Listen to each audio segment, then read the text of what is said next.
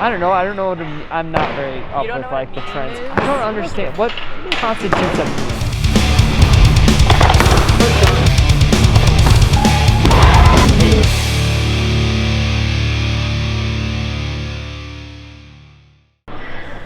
Ooh. Right? Like, that's where I was kind of like stuck. How are you friends with Mash and you don't know like memes? Like, all we do is memes. Well, he's getting into the context, like what constitutes a meme. You know, like. Because I felt like what that film was isn't a meme. Anything. A photo isn't a meme. You know. Pictures can be memes. A picture. It was a picture. Does it have to have a funny caption, or can it does what? No. As long as the caption is implied. So like, if you establish the meme well enough, just an image of it will like transcend. That's true. So does it have to be funny then? So it could simply be a photo, but it has to imply meaning. There's context to it. Yeah. Like I've seen context is known inherently. Yeah, I've seen like some super complex memes that are like 7 memes in one meme, and the only way you know is if you already knew the other memes. Yeah, they're built on top of memes. And then you're like, oh my gosh, look at all those memes. And you understand it, and it feels weird because you're like speaking a meme language. I think I've actually read some really good papers on memes and like how their origination is like language. So. Yeah, the whole saussure and like sign, symbol, and like what sign and signifier, you know, because like if I showed you a picture of a tree or a drawing of a tree, you would know immediately that it's a tree. Yeah. But you wouldn't know that the word for tree is tree unless I taught you English. So I guess memes are this new sign signifier kind of thing. So you're saying instead of cave drawings, we have memes? Pretty much. I think they appeal to our base nature. We've evolved. We've evolved to ridiculous to our base pictures. nature anyways, right? Like. Yep. Yeah, most memes do, right? They're usually about base things. Oh, she took my 35. She did. Just taking too long to break, she must have thought you down. Well, she'll put 35 on soon enough, I'm sure. So. She just skips 35, goes straight to 55 or something like that. Like, okay, fine. Some days I'm like, we can start with 45.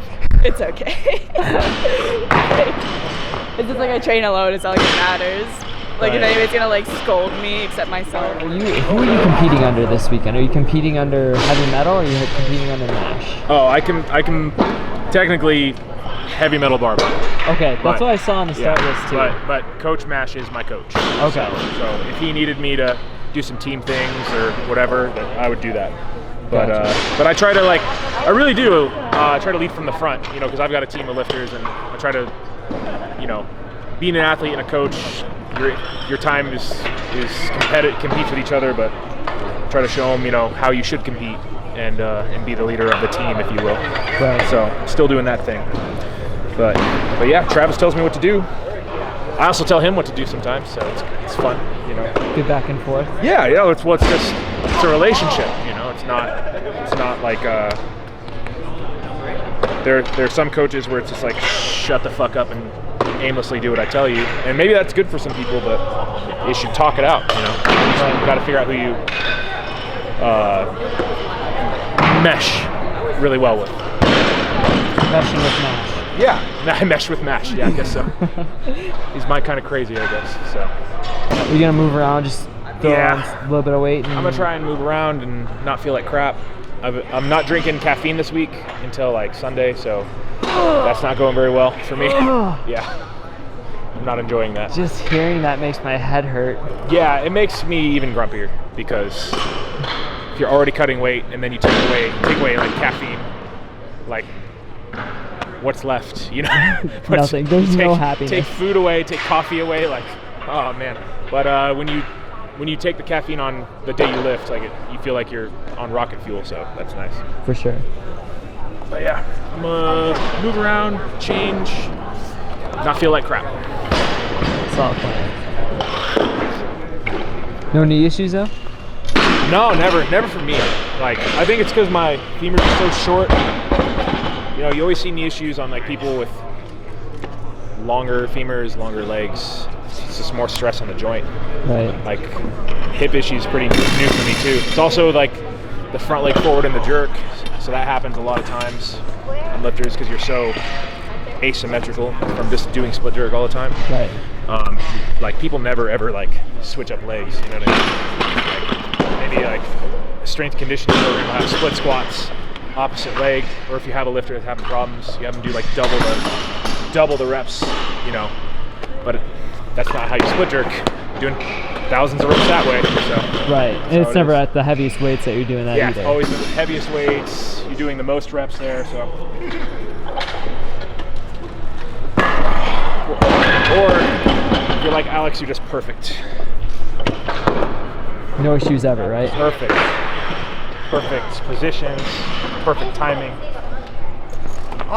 That's great. I was just gonna say, like, I've never seen like literally any other pair of shoes on you since I started. Like, since I've seen you as a lifter, I've never seen any different pair of shoes. Well, I was lucky enough to get a pair of Adastars back before things happened. Before they were $400. Thanks, Nat. But yeah, I had a pair and I really liked them. I didn't want to lift any other shoe. And someone gave me a really good deal on an old pair of, not these, but a red pair of these. Oh, okay. For like $100. So I was like, oh, I'll wear those so I extend the life of my Adastars because now it's $400 to get Adastars. Right, of course. And now I just like these better. What's it like to be an OG weightlifter? I am not an OG weightlifter. Matt is an OG weightlifter. I'm that gen after, so. I'm like late gen. I'm definitely the oldest person here, maybe. Like here right now in the room? I'm probably the oldest weightlifter in this room right now. I would definitely agree with that, for sure. Who's actively like lifting? He might be the same age as me, but. Really? Yeah. Alex, how old are you? You're too old now. How old are you? 30. Okay, so I said same age. Yeah. So we're the two oldest weightlifters in this room. You're 30? Yeah. Really? Yeah. Oh wow. Yeah, I know. Weightlifting. This is what happens, folks. Get ready. That's crazy. Okay, wow. I guess I always thought Alex was younger too. No. I've looked 40 since I was 18, so it's all good. We have a friend in school that's got he looks like an 80-year-old man now. It's just life. Balding hardcore. Dude, I had a goatee in like the 4th grade. Yeah, it was intense. Oh my god. Oh, these are the new ones. Yeah. The fancy IWF marks. Yeah, except for the women's bar doesn't make sense. You think they work better? You know, I actually like these better from what the 35 kilos I've snatched. All right. Wait, seriously? What? Yeah, no, I actually like these bars better than the other ones. I think they're not as sharp, maybe. They don't hurt as much. You feel the right amount of sharp. Yeah, the other ones were like the right texture. These are still Pyros bars though, right? Yeah, but they might have like changed up the design. There's like powerlifting stab you sharp, and there's like yeah, it was like in between weightlifting sharp and powerlifting sharp. Gritty, buttery, Eleiko sharp, which is what I like. But that's me.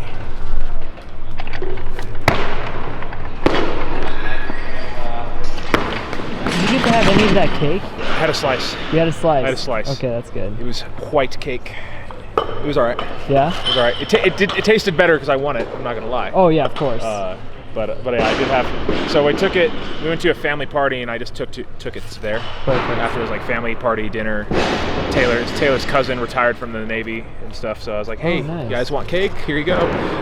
Very cool. Had to eat some of it, and it all worked out because I'm still fat, but an acceptable amount of fat for my weight category at the moment. So that's good. That's how I feel about myself. Just the right amount of fat. Yeah, you know, like good like 71s are kind of like my height, a little squishy. A little squishy.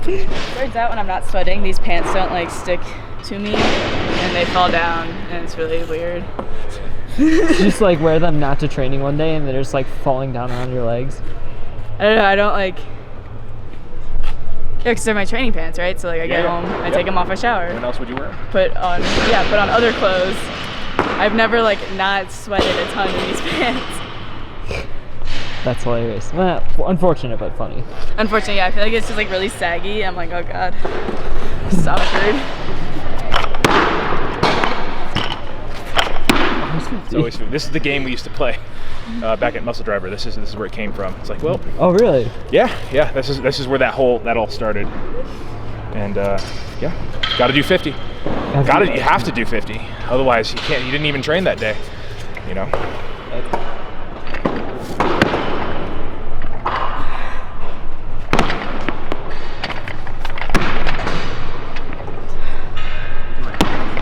Yeah, for me it was weird because like I haven't been lifting long enough to know, and since Vernon, you had to learn. Yeah, Vernon and Travis are so different in how they do all of their training. Yeah. Like being at Worlds with Travis for my first time, I was like, is this how like tapers are supposed to go? And then Kevin was like, Harrison's doing the same thing, and I was like, okay, I guess that's how it works. Yeah. And like it was fine. I had a hard cut, so I did. But like. Now I'm like, I'm tired. It all depends. Like some people, like, and I think the older and longer you get in it, the longer of a taper you need. Like I know I do.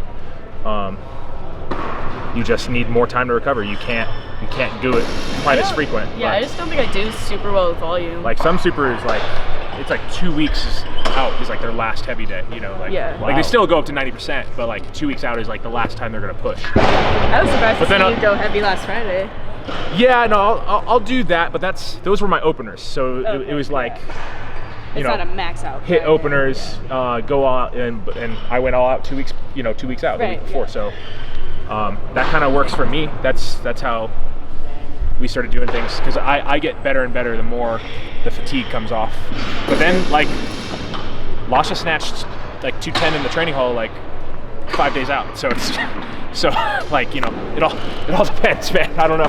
Yeah, some people, I feel like rules can't apply when we're talking about Lasha, but. I feel like I get PRs after periods, like doing nothing. Yeah. I come back and it's like, oh, okay, cool. You're rested. Yeah. You're rested. Nathan used to be like that. Nathan would go home, he would visit home, and like he would train, but he wouldn't be like training hard. And then he'd come back to matches and he'd PR everything. And it's just because he's resting.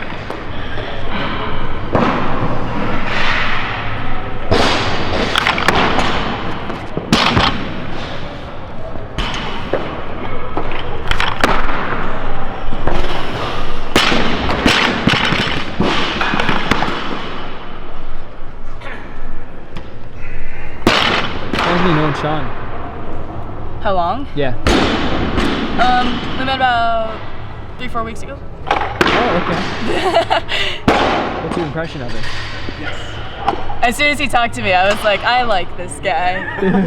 Well, he opens and starts talking to me about philosophy, so of course I'm okay, cool. It's a common interest. Yeah, I found that out about Meredith, and I was like, man, next time I see her, I got to bring it up to her. So. And that we had a fun day training. That was a fun week. Yeah, that was like the big Friday. Yeah, I didn't get to participate in the whole week, but we came up and we had a big family dinner at the ranch, at the farm. Sorry, not the ranch, the farm. And what's the difference? I don't know. I don't know. Well, ranch, I guess we were ranching, so like livestock. Yeah, cattle. Do they have livestock? I don't know. They have horses. Someone will tell us. But yeah, I met Meredith and talked about philosophy briefly. And she's really strong and really nice and really cool. So it's nice to find people like weightlifting is awesome. Like I feel like we all have a lot in common, but weightlifting is also very cliquey. We're all like super insane. Yeah. Like, we're like crazy. And we're really weird, but it's great. Yeah. You like have to be insane to want to train this hard and like hurt all the time. Like it's worth it though. It's fun. I feel good. Like I usually actually don't even go this heavy the day I land. So my legs feel a lot better after moving. Yes. Yeah. I thought I'd feel way worse than this, so that's good. Oh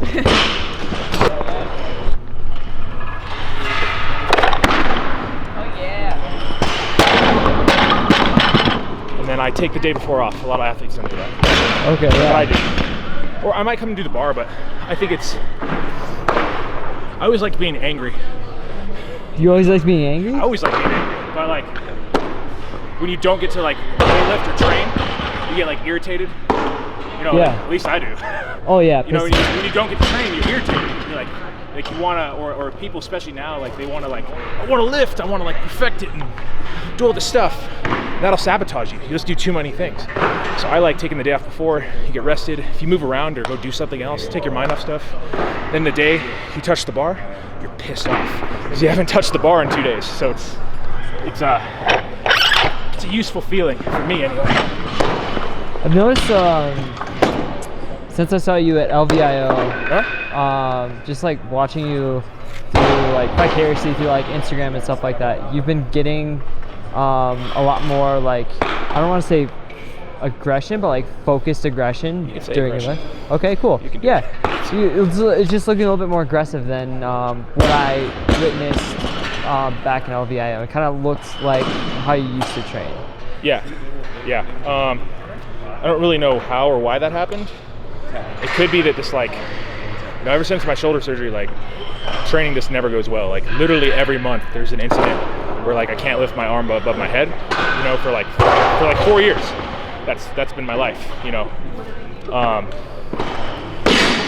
So like you can't train consistently or do well, or the only anger you get is frustration, you know. But since LVIO, things have just been way more consistent. My shoulder's been cooperating a lot more, so I've been able to train harder and I guess dig into that aggression, that 4 years of aggression that's stored up or something. Yeah. But yeah, I train angry. I do that. Like, there's a lot of people that are like, they want to be zen. Some of my best friends, some of the best weightlifters in this country are all that way, but it's not how I do it. So yeah, I just had to ramp up the aggression, and I also train on my own a lot more now. Like I train alone a lot more.